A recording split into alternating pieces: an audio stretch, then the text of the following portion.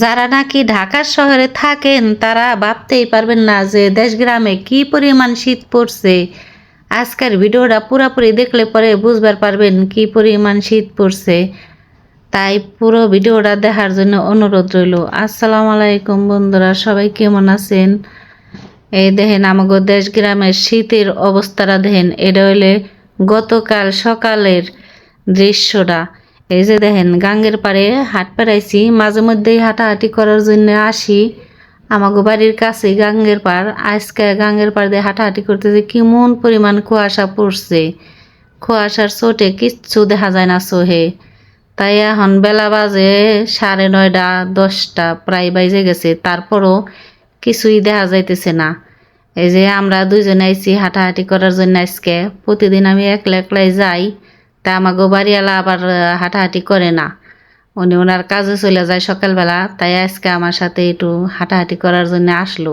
এত শীত এত কুয়াশা দেই হ্যাঁ আর বাইরে নাই, তার জন্য আইছে।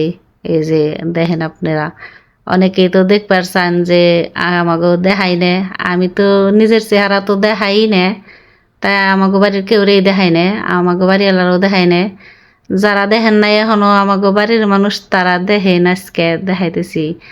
এই যে দেখেন আমার সাথে সাথে এই যে ইয়ে করে দিবার লাগছে। এই যে ডুমুর গাছ আছে এই জায়গা, এই ডুমুর ফল আমরা ডুমরা কই, আমরা এই ডুমুর ডুমুর কইবার পারুম না, আমরা এদের ডুমরাই কই। কি পরিমাণ ধরছে ডুমরা। ডুমরা গাছগুলা একের ভিজে ও সে ভিজে পানি পানি হয়ে রয়েছে। কিছু ডুমরা ফল নিবার চাইছিলাম, তা সকালবেলা এখন নিমু না, গাছ গুছ ভিজে রয়েছে। তাই দেখে গেলাম অনেক ডুমরা ধরছে। এই ডুমরা ফল এই যে রানলে পরে বা ভাজি করে খাওয়া যায়। তাই এই ডুমরা ফল ডায়াবেটিস আলা মানুষের জন্য অনেক উপকারী। আমি তো মাঝে মধ্যে টিপস দিয়েই থাকি, তা আপনারা যারা রেগুলারই আমার ভিডিও দেখেন তারা বুঝবার পারেন অনেক ভালো ভালো টিপস দেই। তাই সব টিপসগুলাই আমি কোনো আজে বাজে টিপস দিই না। এই টিপসগুলো সবারই অনেক কার্যকারী, অনেকেরই অনেক উপকারে আসবো।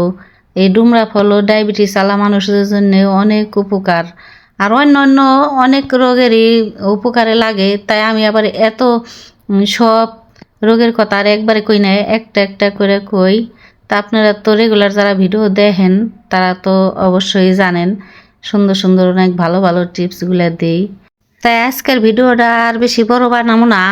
কার কার এলাকায় কীরকম শীত পড়ছে জানায়েন, আর আমার মানিকগঞ্জের এলাকার দেখেন কেমন পরিস্থিতি। এটা হলে কালকের অবস্থা, কালকের থেকে আজকের অবস্থা একটু ভালো, কুয়াশা একটু কম, কিন্তু শীত আছে প্রচুর। তাই উত্তরটা কমেন্টের আশায় রইলাম।